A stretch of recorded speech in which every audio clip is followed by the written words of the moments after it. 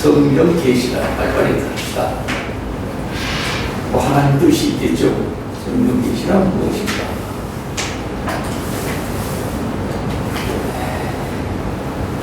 뭐 여러분들 그 유인물강 대체할게요. 필요한 것만 쭉쭉 나갈게요. 거기 뭐 읽어보시면 되니까 읽어보면 더 이해가 될 것 같고요.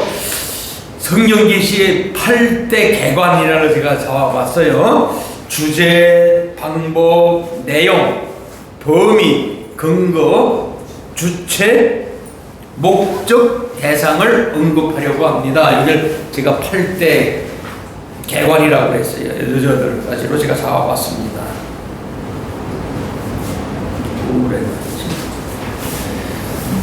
네, 그래서 첫 번째 주제, 그죠? 주제가 뭘까요? 주제가 성경의 주제가 뭐예요? 우리가 늘 이거 하라고 그랬어요. 성경하면 이거 구약 신약 이거 생각이 쭉 떠올라야지 생각이 납니다. 이거 생각 안 되면은 아무 생각이 안 나요. 이걸만 머리에 꼭 입력해 놓아야 됩니다. 자, 요한계시록 5장 39절에서 40장 보면 너희가 성경에서 이렇게 쭉 나오죠. 그러니까 여러분들이 찾아보시면 되고요. 성경에 대한 이야기가 나오는데 성경의 계시는 총체적으로 뭐를 이야기하는 거다? 여호와. 그 주제 옆에다가 여호와라고 써놓으세요. 여호와야, 내가 여호와야. 이거 알려주는 게 성경이에요. 뭐 성경이 뭐 하나님이 계시다고 다 이야기하고 한 말씀이다 다 맞아요. 근데 그걸 한마디로 표현하면은 여호와, 내가 여호와 하나님이야. 이거 알려주는 게 뭐다? 성경이다. 이거 알려주는 게 성경이에요. 우리가 성경을 모르면서 하나님을 안다? 거짓말이에요. 가짜들이에요. 그리고 성경을 모르면서 설교한다? 그것도 가짜. 그렇죠? 그러니까 성경을 알아야 돼요. 성경을 알아야 하나님을 소개할 거 아니에요. 알려줄 거 아니에요. 그거예요. 주제가, 총체적 주제가. 그래서 여호와, 시작도 여호와, 마지막도 여호와, 알파와 오메가가 바로 그거예요. 창세기 4장 26절에서 에노스 시대가 나옵니다. 구약에 에노스 시대에 여호와 이름을 불렀고 그 이후에는 사람들에게 여호와의 이름을 알려주신 일이 없다라고 성경에서 말하고 있어요. 중요한 말이죠. 아브라함 이후에는 전능자로 알려주었고 모세 시대에 와서야 이스라엘 백성들에게 내가 누구다? 바로에게 가라 하면서 여호와라는 걸 알려줍니다. 그래서 출애굽기 6장 3절에 그 밑에 보면은 내가 아브라함과 이삭과 야곱에게 전능의 하나님 엘사다이라고 그러죠. 나타났으나 나의 이름을 여호와로는 그들에게 알려주지 않았다. 성경에서 증거하고 있어요. 그러니까 우리가 성경대로 믿으면 돼요. 성경대로 안 믿으니까 이단이 나오는 겁니다. 그러니까 여러분들 설교할 때 성경 갖고 근거를 가지고 설교하는 게 설교잖아요. 다른 거 없어요. 자, 거기 보면은 셋의 아들 에노스가 나오죠. 에노스. 셋이 그 동생을 죽였잖아요. 누가 죽였죠? 가인이. 가인. 그래서 아벨 대신 죽인 게 셋이잖아요. 세 번째 줬다 잃어버리지 않게. 에노스 시대에 출애굽기 6장에 최초로 나타납니다. 그리고 전능자 하나님이 여호와라고 소개시켜주고 있고요. 쭉쭉 시간 없으니까 나갑니다. 맨 밑에서 네 번째 줄 여호와인 줄 알리라 말씀이 40회 이상 나오고요. 그리고 여호와라는 사실을 알 수가 있습니다. 여호와라는 말이 무슨 뜻이에요? 그거 알아야 돼요. 여호와는 무슨 뜻이에요? 스스로 있는 자. 성경에 나와요. 그러니까 하나님의 이름이 여호와야. 여호와. 스스로 있는 자라고 해라. 출애굽기 3장 4절에서 14, 출애굽기 3장 14절에서 하나님이 모세에게 분명하게 이야기합니다. 바로한테 갈 때. 그래서 모세 때부터 여호와 하나님으로 나오는 겁니다. 네? 나는 스스로 있는 자다. 엘로힘 하나님이죠. 나는 여호와다. 6장 6절, 출애굽기 6장 6절. 네? 그래서 여호와는 이때부터 우리가 부르는 겁니다. 신약에 와서 맨 밑에 신약에 와서는 여호와라고 하지 않고 뭐라고 불러요? 하나님 혹은 주라고 번역들을 했어요. 어떻게 보면 오류를 범한 거죠. 그래서 지금은 신약 시대는 뭘로 부릅니까? 그냥 여호와라고 부르지를 않고 그냥 하나님, 주 이렇게 번역들을 했어요. 그래서 지금은 여호와는 성경 계시의 출발점이고 최종 결론이다. 그래서 성경의 대주제, 성경의 전체이고 이거는 여호와 하나님이다. 그걸 얘기하는 주제가. 그 다음에 방법, 성경 계시의 방법은 뭘까요? 그러면은 방법은 뭘까요? 구약을 뭐라고 그랬어요? 여호와 언약. 신약을 성취. 예수 그리스도 성취 이 땅에 오셨잖아요. 이건 뭐 역사가 증명하니까. 그래서 계시 방법은 여호와 언약과 성취로 알려준다. 여호와 언약, 그리스도의 성취. 창세전 다 같은 말입니다. 이 창세전, 이 앞에 창세전, 영원전 다 이런 말 쓰잖아요. 우리가 영원전, 또 뭐라고 그러죠? 작정, 또 뭐라고 그래요? 섭리, 계획. 이게 다 하나님의 용어들인데 다 같은 말이죠. 작정, 하나님 작정하신 거죠. 작정. 그러니까 여러분들 그 창세전, 작정, 이건 우리 장로교에서 얘기해요. 예전이 빠졌네. 예전까지 들어가요. 우리 장로교에서는 이걸 얘기하는 예정론이잖아요. 감리교는 뭐죠? 알미니안주의입니다. 감리교는 우리가 구원 받았다 그러면 우리는 그냥 100% 그쵸? 하나님의 예정 가운데 우리가 구원받는 거지 우리의 요만큼도 우리의 그게 안 들어간다. 근데 감리교는 뭡니까? 10%가 들어가야 돼. 그거 여러분들 장교하고 감리교하고 그걸 알아야 됩니다. 감리교는 야 어떻게 우리가 그냥 전적으로 은혜를 받냐? 우리가 노력을 좀 해야지. 그게 10% 이게 들어가면 됩니다. 그런 좀 교리적인 차이가 좀 있습니다. 진짜요? 네, 진짜 그렇습니다. 감리교가 그래. 네, 그러니까 우리하고 좀 차이가 있어요. 네? 감리교가 그런 교리입니다. 그래서 감리교는 한번 물어보시면요, 어떻게 100% 내가 그냥 아무것도 없이 그냥 구원을 받냐? 그래도 내가 최선을 노력을 해야지, 들어가야지 그렇게 합니다. 우리가 그건 뭐 나중에 또 기회가 되면은 특강 시간에 한번 제가 말씀을 드릴게요. 장로교하고 그런 교단이 조금씩 차이가 있습니다. 네. 세례도 그렇잖아요. 세례도 그런 것처럼. 자, 들어가고요. 그렇다면 언약은 무엇이고 성취는 무엇이냐? 거기 써놨죠? 언약이란 하나님의 작정을 인간에게 알려준. 여러분들 그 필통물에 있죠? 없나요? 언약 없어요? 내가 안 해놨나? 지금 우리가 몇 페이지 하고 있죠? 6페이지. 6페이지.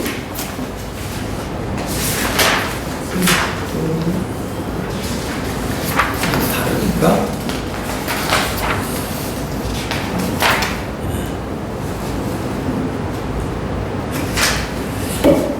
지금 6페이지예요? 네. 아, 이번에.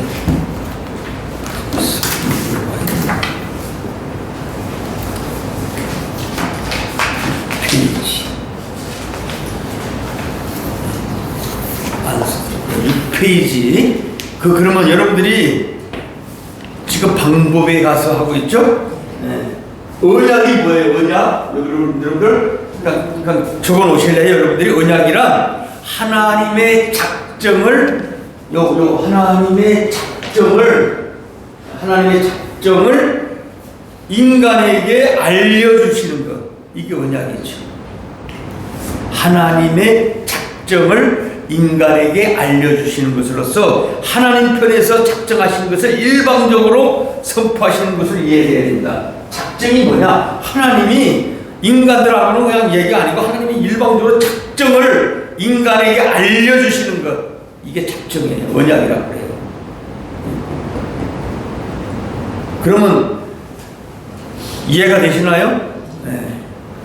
아담 언약이 바로 그런 거잖아요. 창세기 1장 28절 아담에게 주신 언약 그대로 성취가 되잖아요. 그래서 하나님의 언약은 그대로 이루어집니다. 뭐 인간들하고 타협해가지고 이건 되고 안 되고가 아니고 그냥 일방적인 이걸 명령이라고 그러잖아요. 언약, 성취. 그러니까 이 이것도 마찬가지죠. 성경도 하나님의 언약대로 이루어지고 그대로 성취가 이루어지는 게 우리가 뭐 믿든 안 믿든 그대로 진행이 됩니다. 이걸 작정이라고 그래요. 작정. 우리가 그런 말 많이 쓰잖아요. 작정, 섭리, 하나님의 계획, 하나님의 예정, 영원전, 창세전. 여러분 나중에 이런 단어들은 혹시 시간이 되면은 강의할 기회가 있으면 특강이라도 제가 해드릴 수 있으면 좋은데 하여튼 그렇게 넘어갑니다. 그래가지고 지금 방법은 언약과 성취로 한다. 그래서 그게 아담 언약이 나오고 그러잖아요. 5대 언약 지난번에 설명드렸죠. 아담, 노아, 아브라함, 모세, 다윗 언약 이걸 통해서 성취가 이루어지고 있습니다. 그래서 요한복음 15장 16절에 보면은 이 작정, 예정, 섭리가 다 여기가 요한복음 15장 16절인가요? 보면은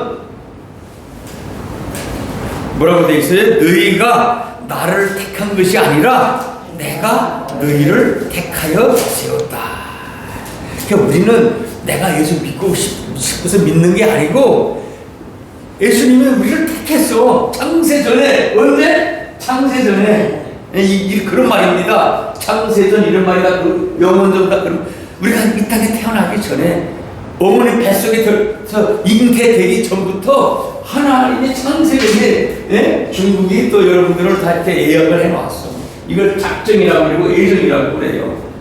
요한복음 14절 분명히 얘기하잖아요. 그래서 우리가 예수 믿는 거 내가 택한 게 아니고 하나님은 좋아요. 그걸 택했어. 그래서 책임 누가 져? 하나님은 책임져. 그래서 우리는 우리 인생은 내가 살아가는 것 같지만 하나님의 섭리 가운데 우리는 이끌려서 살아가. 그러니까 우리는 뭐 잘난 척할 것도 없고 기죽을 필요도 없어. 또 무슨 말이 있어요? 형통. 하나님 형통. 우리는 성공이라고 하지만 세상은 하나님의 형통, 하나님의 방법대로 이끌어가는 걸 형통이라고 그래요. 우리가 요셉을 보면 알잖아요. 요셉은 어떻게 형통하잖아요. 야, 그건 말이 안 되지. 근데 하나님은 형통이라고 그러잖아요. 자, 마태복음 1장 1절에도 보면 아브라함과 다윗의 자손 예수 그리스도의 계보라 1장 1절에 나오잖아요. 바로 그게 성취죠. 내가 다윗의 언약 해가지고 그 5대 언약 나오잖아요. 배웠죠? 아담 언약 다 설명드렸죠? 지난번에 아담, 노아, 아브라함, 모세, 다윗 언약 이 5대 언약이 전체가 구약 성경이에요. 그래서 그 쪼개면 또 어떻게 된다고 그래요? 제일 처음에 뭐라고 그랬어요? 세 편으로 나누면은 이게 뭐예요? 앞에가 섭리, 섭리를 통한 맞나요? 네. 두 번째는 찬양, 세 번째는 예언. 이거 갖고 하는 거예요. 섭리, 이게 다 하나님의 이게 5대 언약이 들어가 있고 그 다음에 나라가 세우니까 해줄 것이다. 그 다음에 너희를 시가서를 통해서 5대 또 그 뭡니까? 찬양을 통해서 찬양 받으시고 그걸 또 예언하게 만들고 그대로 성취되고 지금은 이게 신약시대에 성령시대에 살아가고 있다. 그걸 말씀드립니다. 그 다음에 따라서 우리는 하나님 자신의 무엇을 하는 것이다. 이걸 신존재 시 정말 존재하느냐 이걸 신존재 증명이라고 그래. 용어가 여러분들 조직신학에서 보면은 신존재 증명이 뭐냐 뭐 두려워할 것도 없어요. 하나님이 살아계시다는 걸 우리가 존재하고 있구나를 증명하는 게 신존재 증명이라고 그래요. 자, 두 번째 그러면 계시의 범위는 어떻게 하느냐? 언제부터 어디까지다? 아까 얘기했죠? 계시는 언제부터 어디까지? 영원부터 영원까지. 범위가. 자, 로마서 여기 적어놨죠? 11장 36절에 보면 영원 계시, 성경 계시의 방법의 범위에 대해서 말했습니다. 이는 만물이 주에게서 나오고, 주에게서 나온다는 건 영원전부터 나오고, 주로 말미암고 시간 세계죠. 저와 여러분이 살아가는 세계 어디로 돌아가요? 죽게 돌아간다. 영원. 결국은 어디입니까? 여기서 우리가 왔으니까 다시 쭉 살다가 다시 돌아가는 거야. 이걸 지금 죽게서 나오고 영원전 3일 하나님께서 우리를 계획하시고 또 어디로 가요? 말면 이 땅에서 살아가다가 저희를 살아가 이제 그만 살고 와라. 그럼 우리는 죽음이라고 이걸 죽음이라고 표현해요. 돌아가잖아요. 이 영혼은 돌아가는 거예요. 그래서 제가 그 하늘도 삼천천이 있다고 얘기를 했죠? 안 했나요? 했죠? 네, 삼천천. 우리가 이리로 가는 거예요. 그럼 일반 사람들은 무슨 하늘이 하나밖에 없지 몇 세계가 있어? 세 개가 있어요. 여기 가는 거예요, 우리가. 이 영혼이야, 영혼. 이 안에 있는 게. 이 영혼으로 돌아가는 거야. 영혼이 뭐냐? 그냥 끝에서 끝이지. 우리가 이 땅에 태어났으니까 다시 태어났다가 다시 돌아가는 게 영혼이야, 영혼. 본향으로 가잖아요. 네, 그걸 얘기하고 있습니다. 그런 범위를 이야기가 됐죠? 성경 범위가 우리가 처음과 시작이야. 끝과 끝이야. 네, 시작점이 창조고, 그러면 끝점이 뭐예요? 종말이지, 종말. 네. 근데 영원전부터 범위는 그렇습니다. 그럼 내용은 뭐냐? 성경의 내용. 뭐 지금 시간이 11시까지 50분밖에 안 남았으니까 쭉쭉 넘어가겠습니다. 그리고 나도 시간 되면 또 하고요. 내용은 그럼 뭘까? 자, 범위는 아까 얘기했어요. 범위는 뭐라고 그랬어요? 범위는 여기다 써놓으면 뭐예요? 범위는 영혼부터 영혼까지. 이 범위야, 성경의 범위가. 영혼부터 영혼까지. 그 다음에 그러면은 내용은 그럼 뭘까? 내용. 성경의 내용이 뭐예요? 한마디로 표현하면 내용. 무슨 누구의 내용이에요? 예수님 내용이야. 메시아가 올 것이고 보내줄 것이고 메시아가 왔잖아. 내용은 성경 전체의 내용은 예수님 얘기예요. 한마디로 표현하면은 자, 삼천천 하늘 얘기 지난번에 했다고 그랬죠? 안 해도 된다고 그랬죠? 고린도전서 12장 사도 바울이 나도 봤다. 12장 1절인가요? 여기 나오죠. 스카이 하늘이라고 그랬어요. 저도 드리면은 첫 번째 하늘이 우리가 다니는 비행기. 첫 번째 하늘. 그죠? 비행기 새가 날아다니는 것. 여러분들이 해외여행 갈 때 베트남, 태국, 뭐 최선희 교수님 태국 가 있다고 그러는데 스카이 하늘 갔어요. 두 번째 하늘, 여긴 대기권. 그 다음에 두 번째 하늘, 뭐라고 불렀어요? 스페이스라고 그랬어요, 영어로. 이 다 영어에 나오는 것들입니다. 제가 만들어낸 게 아니에요. 스페이스 하늘. 이건 우주 공간, 해달별. 그렇게 영어에서 표현합니다. 해달별. 달나라까지는 가잖아요, 그죠? 별나라, 해나라는 못 가요, 아직. 아무리 인간이 발달해도. 그 다음에 마지막 하늘이 삼천천 하늘에서 우리가 본향의 하늘이 어디예요? 헤븐. 들어봤죠? 네. HVE. 헤븐. 하늘.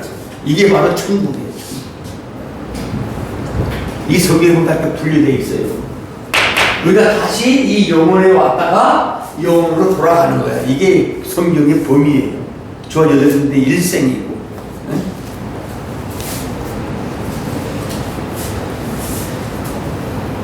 창조 세계를 초월하시는 하나님이 계신 영적인 하늘이 천국이라고 그랬어요. 그래서 낙원이라고도 하죠. 낙원. 누가복음 23장에 보면 예수님이 십자가 지실 때 마지막으로 그 한편 강도가 그랬잖아요. 네가 오늘 나와 함께 낙원에 가 있으리라. 누가복음 23장 43절에 에덴 동산, 아담과 하와가 살던 에덴 동산이 바로 천국이야. 천국. 이해가 되세요? 쫓겨났잖아. 거기서 다시 그걸 돌아가는 거예요. 이게 내용이 성경이다. 메시아가 다시 올 것이다. 왔다. 그리고 정말 올 것이다. 이게 바로 내용입니다. 내용. 범위라고 그랬죠. 범위. 내용. 또 내용은 메시아라고 그랬어요. 메시아. 자, 그 다음에 메시아 언약이라고 그랬어요. 그래서 메시아 언약. 그리스도 또 구약을 통해서. 구약은 다윗 왕국의 역사. 구약은 이 다윗, 이거 아까 다윗 언약 얘기했죠? 다윗 언약의 역사를 통해서 메시아가 올 것이라고 나라를 세우고, 그 다음에 신약은 뭡니까? 예수 그리스도가 역사를 보게 되는 것. 바로 이게 내용입니다. 성경의 내용. 그래서 창세기 첫 아담에게 나라를 언약했잖아요. 그것을 복으로 줬는데, 둘째 아담 예수 그리스도를 통해서 실체적인 언약으로 성취를 해주죠. 아담과 약속을 했는데 아담이 죄를 지으니까 하나님이 그에게는 나타내 주지 않고, 둘째 아담 예수 그리스도를 통해서 실체적인 언약으로 성취되는 걸 보여주죠. 그걸 우리가 창세기 1장 16절에서 28절에 나옵니다. 여호와의 3대 언약이라고 그러죠. 창세기 1장부터 그걸 뭐죠? 16절부터 27절, 28절까지 뭐죠? 아담에게 복을 주잖아요. 자손, 땅, 그죠? 통치. 이거 다 배웠죠? 자손, 땅, 통치. 이걸 3대 언약이라고 그래요. 다 들어본 거는 같은데 갑자기 물으니까 답변이 안 되는 것 뿐이죠. 3대 언약. 그래서 자손, 땅, 통치. 다윗을 통해서, 아담이 안 되니까 다윗을 통해서 이걸 이루게 만들고, 다윗의 후손을 통해서, 예수 그리스도를 통해서 신약이 와서 완성을 시키는 거죠. 그게 성경의 내용입니다. 내용. 그렇죠? 계시 내용을 한마디로 표현하면 메시아를 통해서 이루어질 하나님 나라에 대한 언약. 이게 바로 내용이죠. 이해되셨나요? 메시아를 통해 이루어질 하나님의 나라에 대한 언약. 이게 바로 성경의 내용입니다. 구약에서는 이스라엘 민족 국가를 모형으로 아담에게 이어 아브라함에게, 그렇죠? 아브라함에게 자손, 땅, 통치를 허락했잖아요. 그리고 나서 다윗 왕국을 이루어서 메시아가 올 것이다. 다윗의 후손을 통해서 성경이 분명히 말하잖아요. 그래서 시간 세계로 와서 예수님께서 재림하여서 사단을 무죽갱 속에 가두는 천년 왕국이 이제 오게끔 한 것이 요한계시록에 나오죠. 이게 성경 전체의 내용입니다. 그럼 성경 계시의 근거가 뭐냐? 이 근거는 뭘까요? 여기 내용은 메시아, 근거는 아까 얘기했죠, 우리 작전. 이게 아까 다 설명드린 게 지금 나오는 겁니다. 자, 요거 작전. 요 작전이 근거예요. 내가 하겠다. 내가 한다는 거예요. 성경 근거는 거기 나오죠. 창세전 하나님의 작정이 있다. 지상에서 이루어지는 계시의 실제적 현상들은 영원전 언약 성취를 근원으로 한다. 여기도 빠졌네. 언약은 또 들어가요. 언약. 하나님의 언약. 다 하나님이 하시겠다 하는 것을 다 이루는 겁니다. 일점 일획도 없이. 그게 근거예요. 근거. 작정, 창세전. 우리가 이런 용어들을 하면 말을 쉽게 합니다. 창세전, 작정. 그런데 이 작정이 뭐냐? 하나님이 계획하시고 정한 것을 그대로 이루어지는 것, 지상에서 이루어지게 하는 것, 실체적인 현상들, 이걸 언약 성취라고 그런다고 그랬어요. 그래서 영원적 언약 성취를 창조된 시간, 공간, 형상 속에서 펼쳐 보여서 우리가 지금 현상 세계 속에서 살아가고 있죠. 현상 세계 속에서. 창세전 작정에 근거해서 우리가 살아가고 있습니다. 그냥 우리가 마음대로 살아가는 것 같지만 하나님의 작정에 의해서 살아가고 있습니다. 그래서 우리의 장래일을 알게 해놨다, 모르게 해놨다? 모르게 해놨어요. 우리가 다 배웠잖아요. 전도서 7장 14절에 보면. 그렇죠? 흉흉한 일도 주고 공부한 일도 두 배의 일을 줬어요. 이렇게 슬픈 일도 줬어요. 우리 오늘 그 자리님이 슬픈 일도 줬어. 이 두 개를 왜 줬어요? 장래일을 알지 못하게 하기 위해서. 장래일을 안다. 뭐 계시해 주기는 사람들 다 가짜야. 그거 다 예언해 줄게 다 그거 다 거짓말이야. 그래 속으면 안 돼요. 어떻게 알아? 장래일을. 성경에 뭔가 해놨는데 아무 데 가서 머리 내밀지 마세요. 네? 신문광고 국민일보에 얼마나 많은지 몰라. 뭐 게시 바로 뭐 직통 게시를 알려준다는 데가 돈 받아먹고 이러면서. 네? 여러분들 사단 마귀도 우리의 삶을 압니다. 사단 마귀는 과거는 기가 막히게 맞춰요. 네? 여러분들이 내가 살아온 것 점쟁이들은 맞춥니다. 이렇게 살아왔구먼. 그러니까 사람들이 놀래 자빠져가지고 돈 내고 막 점쟁이들 돈 갖다 주는 거예요. 장래일은요, 얘들도 못 맞춰. 속지 마. 왜? 우리가 근거가 있잖아. 전도서 7장 14절 맞나요? 전도서 7장 14절이 장래일을 알지 못하게 해서. 예? 다 일찍 죽고 싶은 사람이 어디 있겠어요? 다 100살 살고 싶고 막 그러지. 이 좋은 세상. 아무도 몰라. 잘난 척할 이유도 없고, 못난 척할 이유도 없고, 기죽을 이유도 없고. 자, 성경 계시 근거가 뭐라고 그랬어요? 작정이라고 그래서 하나님 창세전에 작정한 것에 의해서 우리가 살아가고 있다. 근거가 중요하다고 그랬어요. 그 다음에 6번째 주체가 나오는, 아까는 주제를 공부했고요. 주체는 뭐예요? 보혜사 성령. 적어놓으세요. 주체는 보혜사 성령. 그래서 지금 뭐예요? 성령 시대잖아. 그죠? 보혜사가 뭐라고 그랬어요? 보혜사 성령이 뭐예요? 목사님, 보혜사 성령이 뭐 하시는 분이에요? 한문으로 쓰면 지킬 보자입니다. 지켜주시고 은혜 주시고 보혜사 스승사자를 써요.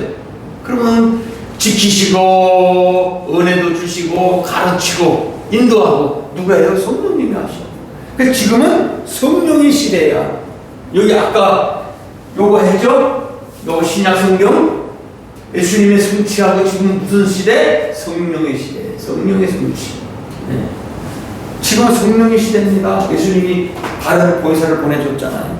주체가 바로 보혜사 성령. 그 여러분들 한문 써놨네요. 그거 고뇌입니다. 지킬 보자 은혜자 스승자자 성령 시대다. 주체는. 근데 지금은 저와 여러분들이 성령 받아야 돼요. 성령 충만해야 됩니다. 네? 그렇잖아요. 요한복음 14장 16절에 나오잖아요. 다른 사람을 돕거나 변호하기 위해서 부름받은 자. 이게 바로 성령의 성령. 곁에 부름받아 함께 계시는 분. 그래서 저와 여러분 내주하시는 성령님이라고 그러잖아요. 저와 여러분들하고 같이 살아가잖아요. 내주. 우리 안에. 예? 집 짓고 살아. 내주. 들어봤죠? 내주라고 하잖아. 성령님 어디 계세요? 우리 마음속에 있죠. 그래서 갈 바를 모를 때 인도하고, 로마서 8장 16절에 나오잖아요. 기도할 때도, 기도할 바를 모를 때도 생각나게 해주고 지혜다 주고 하시는 분이 성령님이에요. 성령. 지금은 이 성령의 시대를 살아가고 있습니다. 자, 여기까지 했고요. 신약에서도 지금 사복음서는 지나갔잖아요. 사도행전부터 시작해서 지금 계시록 진행 중이잖아요. 교회를 통해서 양육하고 무장을 시키고 나가서 싸우고 마귀들과 투쟁해서 돌아오게 하는 것이 성령이라고 했어요. 보혜사 성령. 거기까지 됐죠? 자, 그 다음에 성경 계시 대상은 뭐냐? 7번째 대상은 그럼 뭘까? 누굴 대상으로 할까? 성경은 이 성경은 누구를 대상으로 해요? 믿는 자. 그 믿는 자를 좀 고상한 용어로 택한 자. 다 맞는 말인데 성경대로 하자고요. 성경은 택한 자라고. 저와 여러분들, 성경의 대상은 우리들하고 관계되는 거지 믿지 않는 불택자들하고는 관계없어. 그쵸? 뭐 죄짓든 말든 관심이 없지. 그거예요. 그래서 성경의 대상은 택한 자야. 택한 자. 저와 여러분들, 하나님의 택한 백성들. 맞아요. 다 맞아요. 세상에 성경의 이 계시는 세상에 주어진 것이 아니라 교회와 택자들에게만 주신 것이다. 적어놓으세요. 교회와 택자들. 예. 아마 좀 생소할 거예요. 택한 자 막 이런 말 쓰니까 하나님의 백성 하면 되지 왜 목사님 택한 자라고 합니까? 성경에는 택한 자라고 하니까. 아까 요한복음 15장 16절에 했잖아요. 내가 택했지 너희들이 택한 게 아니다. 그래서 너희들은 세상에서 조롱당하고 욕먹게 돼 있는 게 누구 때문에? 예수님 나 때문이라고 그랬어요. 분명히 나와요. 요한복음 15장 여러분들 읽어보면은. 그러니까 여러분들이 막 어려움 겪고 조롱당하는 거 예수님 때문에 조롱당하는 거야. 나 때문이 아니고. 그러니까 우리가 자유로워야 돼요. 아, 예수님 때문이구나. 예? 그래서 예수님이 힘도 주시고 권세도 주시고 성령님을 다 주니까 두려워하지 말아라. 그 얘기예요. 예? 예수님 때문에 우리가 욕도 먹는 거지. 자, 그 다음에 성경을 하나님 자신이 자기 백성들에게 여호와로 계시하시려고 무슨 방법으로? 언약과 성취의 방법으로 우리 택한 자들에게 보여주고 있다. 그 얘기입니다. 따라서 최종 목적은 뭐예요? 하나님을 여호와로 알게 하시려고. 저와 여러분들을 알게 하기 위해서 성경을 줬어요. 계시를 통해서 언약하시고 성취를 통해서 하나님을 알게 되면은 우리가 그래서 할렐루야 이 나오게 있잖아요. 응? 계시니까, 성경은 계시니까. 그래서 우리가 할렐루야가 나와야 돼요. 할렐루야가 나와야 돼요. 창세 전에 그리스도 안에 에베소서에 보면 그게 우리가 택한 백성들에 대해서 나오잖아요. 신령한 은혜를 받은 자들이다. 구원시키기로 이미 정해진 자. 로마서 8장 30절 중요한 말이 나와요. 로마서 8장 30절에 보면은 하나님이 저와 여러분들을 찾아볼까요? 로마서 8장 30절 구원시키기로 이미 작정해 놓았다고 그랬어요. 저와 여러분들 그냥 구원받은 게 아니라 로마서 8장 30절 한번 읽어볼래요? 큰 소리로? 또 미리 정하신 그들을 또한 부르시고 부르신 그들을 또한 의롭다 하시고 의롭다 하신 그들을 또한 영화롭게 하시느니라. 네, 그 누구예요? 그게 정해놓은 사람이 저와 여러분들이에요. 정해놓아서 이미 구원시키기로. 네. 그러니까 이걸 예정이라고 그래요. 예정. 그러니까 우리가 몰라. 불신자들인지 택한 자들인지 모르기 때문에 뭐해요? 전도하는 거잖아. 네. 우리는 몰라. 저 사람 받을 사람인지 또 교회 다닌다고 또 나가고 그냥 내버려둬. 저는 신방도 안 갑니다. 좀 이상하죠? 오거나 말거나. 아니 내가 내 양이 아니면 안 오고 내 양이면 오겠지. 그렇잖아요. 우리 목사님들 자신감을 가지세요. 기죽을 필요 없어요. 가서 뭐 그냥 아이고 할 필요 없어요. 저는 당당합니다. 그냥 오고 싶으면 오지 마. 네. 다른 교회 가고 싶다고 그럼 가세요. 그래요. 싫다는 거 보내고 붙잡아 놓으면 뭐 언젠가 또 튀어나갈 텐데. 네? 아예 정들기 전에 나가는 게 낫지. 네? 그렇잖아요. 실컷 살다가 아유 나 이 교회 안 맞아요 하고 나가면 그 무슨 소용이 있어. 차라리 정들기 전에 그냥 그래 그냥 가죠. 저는 새 가지고 오면은 등록카드 안 내밀어요. 몇 주 나오라 그러면 그때 가서 씁시다 그러지. 네? 다른 데 다녀보세요. 왜? 큰 교회도 많은데 작은 교회 왔어요? 저는 그래요. 안 붙잡아요. 잘못된 것 같죠? 내가 초창기에는 그렇게 안 했어요. 막 빵도 사다가 문 앞에 걸어놓고 찾아가고 소용없어. 네? 안 그래요, 목사님? 맞아요. 네, 소용없어. 더 해준 사람이 더 나중에 더 힘들어. 그러니까 차라리 그냥 오면은 감사하고 안 오면 말고 그래. 칼 불이 되는 사람은 그 뭐죠? 은혜가 없는 사람들이 그래요. 목사를 힘들게 하는 사람들은 봉사도 못하고 헌금도 못하고 하여튼 순종을 못하면서 왜 이렇게 불만은 많아? 이분 살았잖아. 네, 불만은 많고 해야 되는 거 많아. 그래 내가 한 예를 들까요? 조금 한 1분만. 그 대리저금통이 하잖아요, 부재. 그걸 다 갖고 오라고 그래서 우리 내년 추석 때 하거든요. 근데 또 어느 분이 막 협박 문자를 보냈어, 나한테. 왜 자꾸 우리 목사님은 강의를 그렇게 많이 합니까? 대지저금통을 얼마나 힘들면 못 갖고 없으니까 못 갖고 가지. 왜 자꾸 갖고 오라고 그러니까? 아, 이거 어처구니가 없어가지고. 이번 주일날 와, 그래. 그래, 앉혀놓고 얘기했어요. 그 사람 잘 도와주려고, 굳이 하려고 하는 거거든? 이리 와봐, 이리 와봐. 당신 없는 거 알아. 교육실장 좀 보태주잖아. 뭘로 보태줘? 대리전통 나오고 해서 보태는데 왜 이렇게 불만이 많아? 그러니까 잘못했어요. 아이고. 혼을 내야 돼. 다음부터 그러지 마. 네? 다 목사가 그거 쓰려고 갖고 나가는 거 아니야. 다 공개하잖아. 얼마나. 그리고 누구한테 나눠줬다고 하면 공개를 못할 자존심이 있으니까. 네.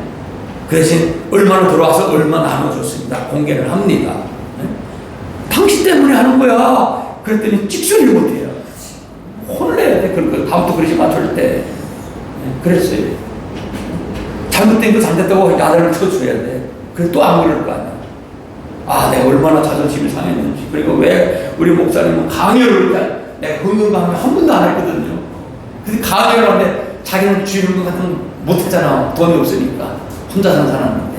아니, 그러면 내가 그래서 돈 없어도 괜찮아. 앉아있기만 해도 되고 그냥 되지. 에? 당신 보고 돈 내라 하지 않잖아. 그게 자기 자존심은 있어가지고. 그래요. 하여튼 내가 뭘 얘기하냐면 이 대상, 택한 자들에게 성경이 필요한 거예요. 그러니까 불택자들에게는 그래서 교회 안에도 불택자가 있어요. 그냥 왔다 갔다 하는 사람이 있어요. 그러니까 몰라. 그래서 예수님이 항상 비유로 말씀하시고 뭐라고 그랬어요? 누워 있는 자는 들을지어다. 귀 있는 데. 귀 있는 자는 들을지어다. 그 귀가 뭐예요? 택한 자들을 듣는다는 거예요. 그 말이에요. 원문에 보면 택한 자들은 무슨 말을 해도 다 들어. 아, 내가 잘못했으니까 얘기해야 되겠구나. 근데 택함 받지 않은 사람들은 또 까네. 그리고 뭘 까기는 양파도 아닌데 깐다 그러잖아. 또 자기 찔리는 설교 받아 들었으면은 아, 우리 목사님이 또 내 이야기 하시네. 내가 뭐 어떻게 알아 그거를. 근데 시험 들으면서 그래요. 우리 목사님이 이중인격자에 막 그런 사람도 있었어요 옛날에. 물론 다른 교회를 갔지만. 그래서 제가 뭐라고 그랬어요? 그래요, 집사님 이중인격자를 들으시면은 제가 이중인격자네. 근데 제가 하나님 앞에 철저히 얘기합니다. 그 대신 하나님 앞에 제가 이중인격자라는 말은 제가 안 써요. 그러니까 그건 집사님 알아서 판단하세요. 그랬어요. 그 할 말 없지. 내가 설교한 내용이 자기한테 찔렸는데 누가 자기 말을 목사님한테 전달해서 내가 설교를 했다는 거야. 아, 내가 그런 설교 못하러 해. 내가 누가 이 설교 해주세요. 내가 그 설교하나? 자존심도 없고. 그렇게 하면 안 되잖아요. 그런 사람, 시험 들면 그렇게 얘기를 해. 그리고 떠나. 그러면 저는 가면요 안 붙잡아요. 그냥 그래요. 가서 신앙생활 잘 하시고. 그럽니다. 혹시 여러분들 중에서 떠날 사람이 있으면은 떠나더라도 마음 좋게 하고 떠나세요. 그래요. 떠나는 사람도 기쁘게 떠나고 남아있는 사람도 기뻐야 되잖아. 괴롭지만 그냥 축복 기도 받고 꼭 가세요. 제가 그래요. 근데 떠날 때는 그냥 말없이 전화도 안 받고 그럼 나도 안 가. 전화 안 받고 무시하는데 내가 가서 그 목사가 뭐 굽신거리면서 그거 뭐 우리는 양떼들 돌보기도 힘든데 그거 삐딱하고 그러다 보면 뭐예요? 또 나갈 텐데 그냥 챙김도 안 해요. 그럼 그러겠죠. 지들끼리 또 목사님이 사람도 없어가지고 찾아오지도 않고 내가 왜 찾아? 지발로 가는 거예요. 그럼 분명히 물어봐요. 목사님 때문이냐? 분명히 얘기하라 그러면 아니래. 그럼 됐다. 가라. 혹시 목사님 관계가 뭐가 틀렸다거나 그러면 내가 가서 이제 뭐 때문에 그러냐 물어봐야 되잖아. 그럼 내가 잘못했으면 잘못했습니다 하고 사과하면 되고, 목사님과의 관계냐 아니면 내가 분명히 물어봅니다. 아닙니다. 그래요? 그러면 알아서 가세요. 그럼 분명히 합니다. 제가 욕 먹어도. 그러니까 자기들끼리는 뭐 사람 없겠다, 뭐 찾아오지 않다 그러겠죠. 아니 목사님이 뭐 죽을 죄를 들어서 맨날 가서 그냥 뭐 잘했다고 해서 빌어야 돼? 아니잖아요. 대상, 택한 자들만 해당되는 게 성경입니다. 여러분 분명히 아셔야 돼요. 불택자들에게는 해당되지 않아요. 그래서 예수님도 항상 비유 설교를 하실 때 뭐라고 했어요? 귀 있는 자는 들을지어다. 그래서 귀 있는 자들은 들을지어다. 자, 그 다음에 목적이 그럼 뭐냐? 8번 목적. 맞나요? 지금 했나요? 하나님을 영원히 알게 하시고. 아, 목적했죠? 네. 성경 대상이면 택한 자들에게 주는 거다고 했죠? 네. 그 맞나요? 목적은 아직 안 했는데 대상만 얘기했죠. 대상. 택한 자들에게. 자, 성경 계시 목적 8번은 뭐냐? 이걸 뭘까요? 그럼 목적은 그럼 왜 성경을 계시할까요? 언약과 성취를 통한 택한 자들에게 무엇하기 위해서? 여호와를 뭐하기 위해서? 알게 하기 위한 목적이 성경을 주는 목적이에요. 그다 적어놓으세요. 적어놨나요? 목적, 언약과 성취를 통한. 제가 발음이 좀 헷갈리더라도 여기 써놨으니까 그 적으세요. 언약과 성취를 통한 택한 자들에게 여호와를 알게 하는 것이 목적이야. 그래서 성경을 알아야 돼. 성경을 주신 목적. 이걸 다 기억할 수 없다고 그랬잖아요. 다시 읽어드릴까요? 언약과 성취를 통한 택한 자들에게 여호와를 알게 하는 것이 목적이다. 이해되셨나요? 우리에게 주신 목적은 하나밖에 없습니다. 우리가 하나님 말씀을 읽는, 하나님 말씀을 알게 하기 위해서 성경을 줬어요. 다른 거 아니에요. 목적이에요, 그게. 자, 그러면 세 번째 성경. 자, 여호수아 1장 8절 거기다가 또 목적에다가 적어놓고 찾아보세요. 이 율법책을 내 입에서 떠나지 말게 하여 주야로 그것을 묵상하게 하라. 요한복음 5장 39절에도 성경을 연구하는 목적이 나옵니다. 분명하게 나와요. 성경은 그래서 그 목적에다가 적어놓으면은 여호와를 대주제로 계시의 책으로서 언약과 성취를 방법으로 하여 여호와를 택한 자들에게 알려주기 위해서 성경을 기록하는 목적이다. 알게 하기 위해서. 자, 최종 목적입니다. 하나님 알기 위해서 기록해놓았어. 성경이 없으면 모르잖아, 하나님을. 연대는 거기에 적어놨으니까 뭐 읽어보면 될 것 같아. 기록연대 핵심 요절과 동기 66권. 이거 아시죠? 구약이 66, 신약 27, 39, 27 이렇게 외우면 쉬워요. 그래서 창세기부터 말랑말랑한 말라기까지는 약 30명의 기자들을 통해서. 또 AD 아노 도미니라고 해서 BC는 예수님이 오시기 전 비포 크라이스트라고 쓰고요. 이거는 연대기가 다 나와 있고요. AD 100년에 마감을 해서 마태복음, 요한계시록. 그래서 약 1600년에 걸쳐서 성경이 기록되고 완성됐다. 그렇게만 알면 되고요. 나머지 여러분들이 참고하시고, 성경 66권 안에서 우리는 과거를 발견하고 우리의 현재를 이해하고 미래에 대한 희망을 발견할 수 있는 거죠. 성경을 통해서. 구약 성경, 신약 성경. 구약은 신약을 짓는 토대를 형성하는 구속 역사가 구약입니다. 그렇죠? 신약은 메시아 대속의 죽음을 향해서 하는 말이죠. 죽을 것이다. 그리고 다시 오실 것이다. 이게 성경이죠. 그 다음에 네 번째, 뭐 앞에 모세오경 17 이런 것들 다 앞에서 설명드렸으니까 그냥 넘어갑니다. 네 번째, 성경 전체에 대한 이해. 두 가지를 해놨네요. 첫째가 뭐라고 해놨죠? 성경 전체를 한눈에 볼 수 있어야 한다. 그래서 이거 제가 표를 늘 강조한 게 한눈에 볼 수 있어요, 여러분들이. 저걸 다 외우는 게 좋아요. 못 외우더라도 PC 뽑아놓고 붙여놓으라고 그랬죠? 저도 붙여놓고 있어요. 그게 지금 어느 정도 숙달해서 딱, 섭리, 찬양, 예언, 설교 잡을 때 한 군데 잡더라도, 예언서를, 이사야서를 잡더라도 이 내용이 들어가야 돼. 역사가 들어가고 찬양이 들어가야지.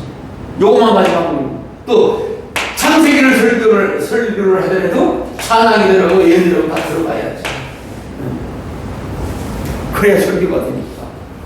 그래서 한눈에 볼 수 있어야 된다. 간략하게 이해하는 것이 필요하다. 그래서 제가 이 성경 개론을 이야기하는 겁니다. 두 번째는 뭐라고 그랬어요? 틀을 이해할 수 있어야 된다. 말하자면 지도예요, 지도. 여러분들 지도가 있으면 얼마나 찾아가기 쉽잖아요. 아무리 험악한 길이라도 찾아갈 수 있잖아요. 지도가 있어야 돼. 바로 이게 틀이에요. 그 틀이 성경 개론 틀이에요. 제가 여러분들한테 제시하는 통으로 보고 또 입체적으로 볼 수 있어야 돼. 그렇죠? 통으로 봐야 돼. 여러분들 설교 준비할 때도 꼭 한 구절, 요거 뭐 전도서 7장 14절 뭐 미래를 장래를 알 수 없게 해놨습니다. 요거만 갖고 설교하면 안 되고 요 앞에 전도서 7장 1절부터 13절까지 또 15절부터 뒤까지 할 때 틀을 보고 설교를 잡아야 됩니다. 물론 본문은 요거 하나 나가더라고요.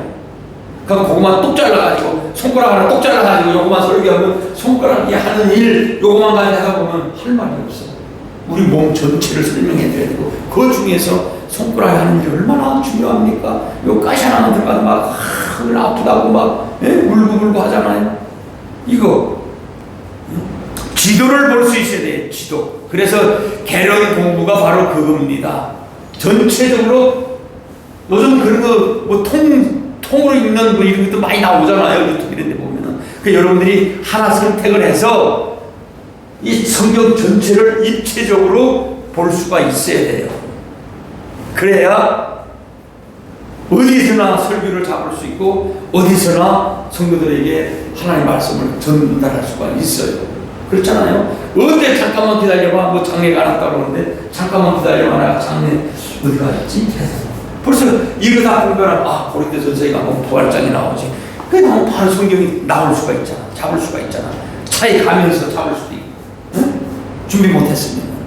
그래서 목사는 그거 세 가지가 있어야 된다고 그랬죠. 뭐가 있어야 된다고 어른들이 얘기하더라고요. 떠날 준비해라. 목사는 항상 떠날 준비를 해야 되는데 이 교회가 내 교회가 평생 아니야 목사님. 또 문제 생기면 딴 데로 가야 돼. 떠날 준비. 또 뭐 하라고 그랬어요? 이사 준비. 이 이사 준비가 떠날 준비. 그 다음에 설교 준비. 언제 무슨 일이 날지 몰라. 그리고 죽을 준비. 이게 있으면 뭐 부를 거 하나도 없잖아. 돈 없어도 뭐 떠나면 되고 또 뭐 설교 준비하다가 부르면 가면 되고. 근데 말은 그렇게 하는데 전부 다 은퇴하는 사람들 보니까 이렇게 못하더라고. 돈 달래. 먹고 살아야 된다고. 참. 나도 어릴 때 그럴까봐 걱정이 작은 교회에서 그래서 큰교회하는 목사님들 그래요. 이해는 돈 달래. 이해는 가죠. 이해는 가는데 난 그렇게 보면서 과연 은혜가 떨어지는구나. 그렇잖아. 두려운 거야. 은퇴할 때 되니까 사람들이. 알아서 주면 되는데 달라고 하니까 문제지. 교회에서 만약 30년 사시면 고생했는데 교회에서 알아서 해주면 괜찮은데 안 해주면 달라고 하는 거잖아요. 참 그게 아니에요? 달라고 죄송한데 저기 우리 목에 지난번에 갔다 왔잖아요. 부처. 그님이 이제 내년 2027년 1월달에 은퇴를 해야 돼. 그렇게 다 하고 누리면서도 돈 생각이 나는 거야. 후임자한테 교회가 못 주니까 말 그대로 못 줄 것 같으니까 돈 갖고는 목사 찾는 거야. 속상해. 목사님이? 형님 목사님이? 40년 목회했는데. 그래 내가 은혜가 떨어졌구나. 내가 그래요. 그래서 내가 기도하고 있어요. 정말 은혜 떠나지 말고 목사님 입장에서 잘 마무리하라고. 이게 안 주니까 속상하게. 잘 마무리하라고. 또 그건 누렸잖아요. 그러면 감사하고 집 있고 뭐 땅도 좀 있고 그러면 되지 않았나? 안나? 그 욕심이. 땅지 있으면 되지. 그러니까 욕심이. 아무것도 없는 줄 알았어. 욕심이 이렇게 있어. 그래 그게 현실이야. 내가 이렇게 하지만 나도 그럴까봐. 야 나도 지금 그럴까봐 지금부터 기도하네. 하나님 나도 저렇게 추한 모습 안 보이게 해야지. 멋지게 끝내야지. 그게 뭐야 그게. 자, 딴 길로 가면 안 되고, 자, 틀을 이해해야 됩니다. 다섯 번째, 뭐죠? 성경을 깨달은 자의 행복. 요한복음 5장 39절 한번 읽어볼까요? 이게 성경 전체의 요절, 저는 요절이라고 생각을 하는데,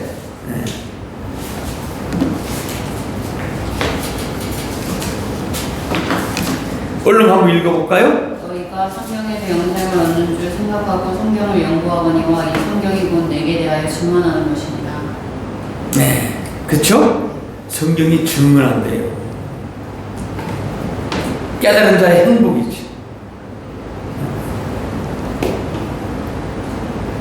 아니다, 지금 5번은 했나요? 안 했어요.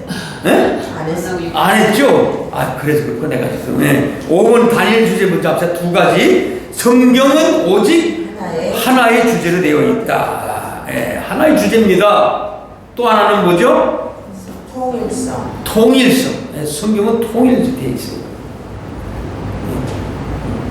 그래서 처음 구약의 기록 BC 1500년 전에 모세부터 기록을 했잖아요. 모세부터 시작해서 맨 마지막 말라기 구약은 선지자가 약 400년에 걸쳐서 기록을 했어요. 구약은. 신약은 또 이렇게 1100년, 그래서 한 1500년 정도 걸려서 기록이 됐다, 이렇게 보시면 됩니다. 그래서 한눈에 볼 수 있고요. 성경은 하나의 주제로 되어 있고 하나의 통일성으로 되어 있어요. 오직 메시아가 올 것이다 하고, 메시아가 왔다, 성취했다, 성령에 의해서 지금은 살아가고 있다. 이 연결고리가 성령입니다. 성령. 하나의 주제, 또 그 다음에 하나의 통일성을 제공한다. 꼭 잃어버리시면 안 돼요. 그래서 따라서 성경 주제에 대한 단일성을 깨닫는 이들에게 놀라움을 제공해 준다. 됐죠? 자, 6번째, 성경을 깨달은 자의 행복. 그럼 성경을 깨달았고, 5장 39절 아까 그 얘기였네요. 39절 성경 전체의 요절이라고 했죠. 너희가 성경에서 무엇을 얻는 줄을 생각하고 성경을 연구하거니와 이 성경이 곧 내게 대하여 증언하는 것이다. 이 너희가 성경에서, 이 성경은 무슨 성경일까요? 신약일까요? 구약일까요? 구약 성경이죠. 예수님 당시에는 구약 성경밖에 없었으니까, 지금 기록해 나가고 있으니까 구약 성경에서 영생을 얻는 줄, 우리가 영생에 대해서도 배웠죠? 영생이 뭐라고 그랬어요? 영원히 사는 것? 맞아요? 그쵸? 네. 그게 뭐예요? 성경적으로 답을 하면은 영생이 뭐예요? 영생을 얻는 줄 생각하라. 영원히 사는데. 감사해요. 지난주에 했는 것 같은데. 요한복음 17장 3절. 영생에 대해서 분명히 기록되어 있어요. 하나님을 아는 것과 그가 보내신 자를 믿는 것. 간단해요. 영원히 살려면 하나님을 알아야 돼. 또 그가 보낸 예수를 믿는 것. 한번 읽어볼래요? 영생이란. 영생은 그 유일하신 참 하나님과 그가 보내신 자 예수 그리스도를 아는 것. 아는 것. 그러니까 하나님을 믿는 것과 아는 것. 이게 영생이야.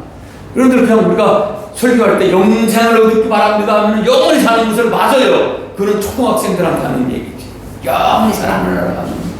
근데 영원히 살려면 어떻게 해야 돼? 하나님을 알고 예수님을 믿어야지가. 그게 영생이야. 성경에서 그렇게 말해요. 그게 바로 영생이다.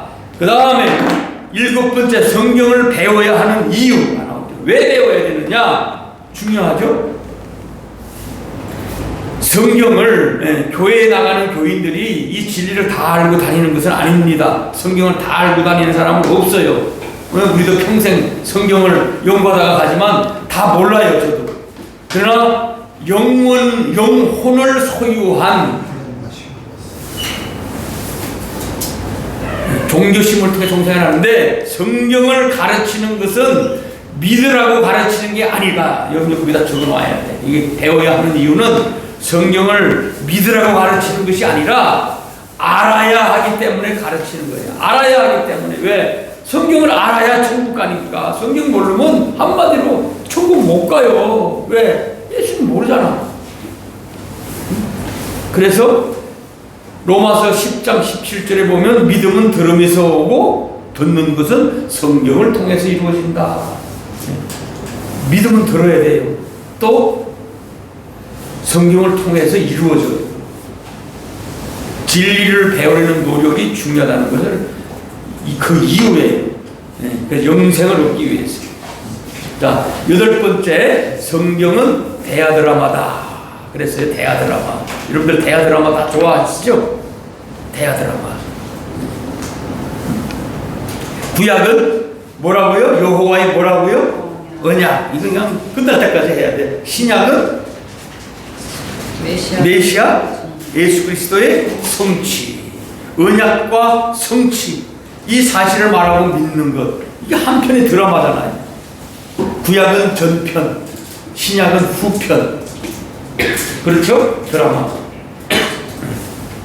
그래서 성령께서 기자들을 통해서 성경이 하나님의 말씀이며 계시를 담은 책이라는 것을 우리가 알려주잖아요.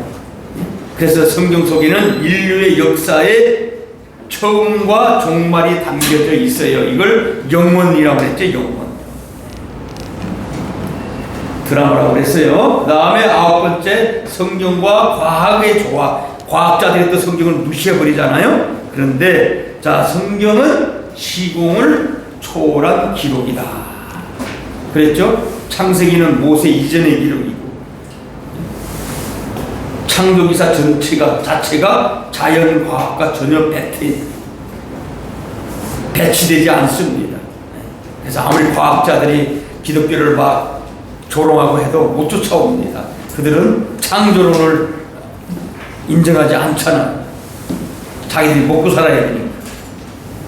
창세기는 모세 이전의 기록이고 출애굽기는 모세 시대의 기록이고 가나안 정복 이런 걸 다 모세 이후의 역사 이런 것들을 이야기하죠. 그래서 시공을 초월한 기록이죠. 두 번째, 그 무엇도 성경에 도전할 수 없다 그랬어요.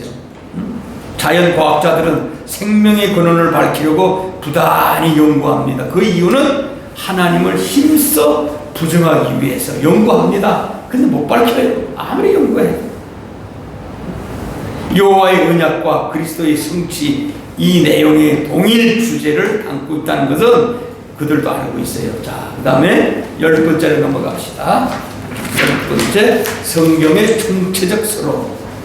빨리빨리 그냥 넘어갑니다. 창세기에서 그 안에 들어가 있는 내용들, 창세기에서 에스더까지 거기 뭐라고 그랬어요? 이스라엘의 역사. 창세기부터 에스더까지가 이스라엘의 역사, 하나님의 역사 섭리 그 표에다가 다 표시해 놓았네요. 역사. 그 다음에 욥기에서 아가서까지는 찬양 다 배웠죠. 그 다음에 선지자를 통해서 예언한 내용, 마지막 구약의 마지막. 신약에서는 구약의 언약이 예수 그리스도의 성취된 사실. 총체적으로 말한다면은 또 얘기합니다. 구약은 언약의 메시아, 신약은 그리스도의 성취된 사실을 증거하고 성취하시는 분이 여호와 하나님이심을 증거하는 것이 성경 총체적 서론입니다. 그 표는 여러분들이 보시면은 될 거예요. 다 지금 설명의 내용을 그 네모 표에다가 박스에다 넣어놨습니다. 구체적으로 성경은 구약의 서론, 신약의 서론 두 개로 나눠진다. 다 알고 있고요. 그 다음에 메시아 언약을 통한 언약 계시 그것도 다 네모 박스에 다 네모 넣어놓았습니다. 여러분들이 보면 될 거예요. 성경의 총체적 서론 보면 되고요. 1권을 구약이라고 제가 표현했고요. 2권을 신약이라고 표현했어요. 그래서 성경을 알면 역사를 알고 성경을 알면 세계를 아는 것입니다. 그래서 여러분들 세계사를 공부하려고 하면 성경을 알아야 돼요. 그래서 학생들에게도 세계사를 알려면 그 바벨론의 역사 이런 게 다 알려면 성경이 다 나오잖아요. 성경을 알면 세계사를 알 수가 있습니다. 자, 그 다음에 메시아 언약을 통한 여호와 계시 네모 박스에 있는 거 그거 뭐 설명 안 드려도 되네요, 그죠? 그 3편 여러분들 8페이지 3편 맨 밑에 구약 구성된 구약 요것도 뭐 설명 표 보면 될 것 같아요, 그죠? 설명 안 드릴게요. 8페이지 안 드리고요. 다음 9페이지로 넘어갑니다. 7분 남았으니까 7분 동안 빨리 마무리할게요. 자, 동글뱅이 제1편은 창세기 1장에서 그것도만 여러분들이 좀 읽어보면 될 것 같아요, 그죠? 표하고 연결된 거니까 여러분들이 꼭 읽어봐야 돼. 읽어보시려는 거 안 가는 여러분들의 선택상 안 읽어도 되고 읽어도 되고. 자, 9페이지 그 뭡니까? 표 밑에 성경 기록의 목적이 나옵니다. 그죠? 네, 목적만 하면 될 것 같아요. 그 표들은 다 여러분들이 그냥 그대로 읽어보면 될 것 같고. 그죠? 성경 기록의 목적. 자, 성경은 모세가 태어나기 전. 읽어볼까요? 그 9페이지 맨 네 번째 줄.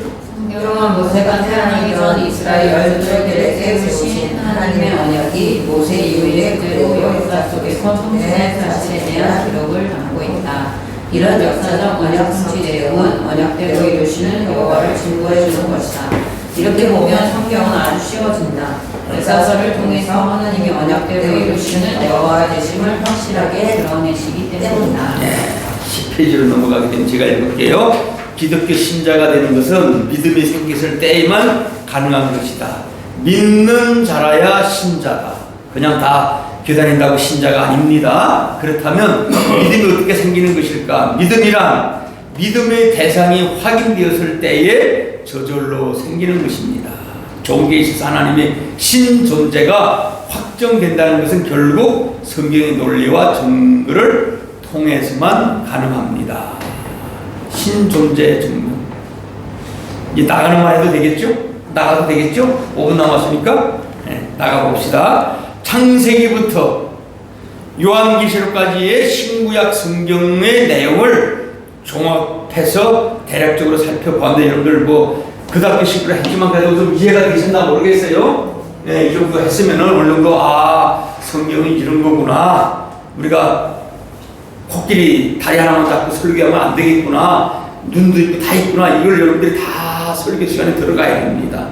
하나만 붙잡고 하면 안 돼요. 그런 것처럼 성경은 하나님의 유일무이한 진리체계이다. 논리와 근거가 완벽하다는 걸 살펴보았습니다. 그래서 언약을 섭리하시는 하나님의 사역, 이걸 역사라고 그랬어요. 역사서. 그렇죠? 하나님의 섭리, 이끌어가는 것, 하나님의 방법대로 이끌어가는 게 섭리예요. 요셉을 보면 우리가 알 수 있잖아요. 그 어려운 상황 가운데서 하나님이 하시는 게 역사서라고 해요. 그리고 그 속에 내재된 여호와의 5대 속성, 그렇죠? 시가서죠. 5대 속성 너도 배웠죠? 찬양, 시편, 욥기, 시편, 잠언, 전도, 아가. 요게 역사서에 통해서 찬양을 통해서 우리가 또 알았어요. 그럼 찬양을 통해서 뭘 또 우리가 알았어요? 예언을 통해서 남북왕조, 흑막, 북이스라엘과 남이스라엘 이렇게 망하는 이유들을 다 살펴봤잖아요. 선지자들을 통해서 예고해 주는 것.